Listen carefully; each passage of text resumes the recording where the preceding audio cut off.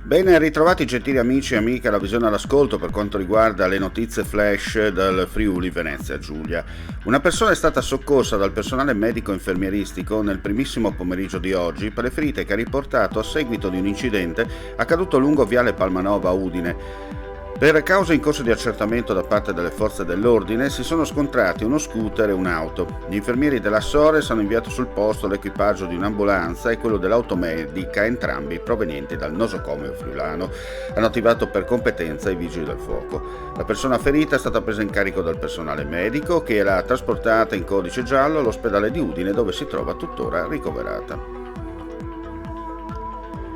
Alle 11.30 di oggi la squadra dei Vigili del Fuoco del distaccamento di Maniago è intervenuta in via Arba, nella cittadina della Pedemontana friulana, per un incidente stradale che ha coinvolto una sola vettura.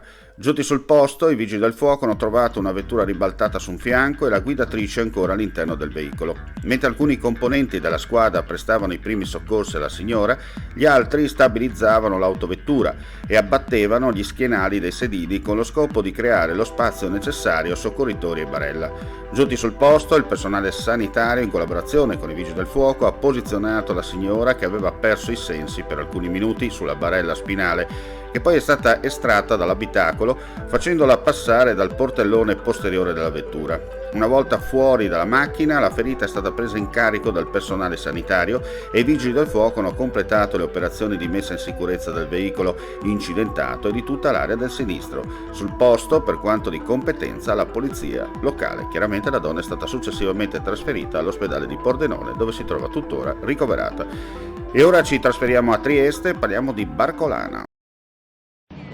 Assessore Roberti, il libro d'onore dello Scriptorium friuliense e la nave Palinuro, quante belle cose in questa città oggi a Trieste. Questa è la capacità del Friuli Venezia Giulia, di Trieste, della Barcolana di attrarre delle iniziative, dei momenti assolutamente straordinari. Abbiamo due eccellenze che si incontrano oggi con la nave scuola Palinuro, la cui bellezza alle mie spalle si può vedere tutta, che viene qua per celebrare quella che è la manifestazione velica più importante d'Italia, d'Europa, e insieme un'eccellenza del nostro territorio, un'altra eccellenza del nostro territorio con la consegna del libro d'onore.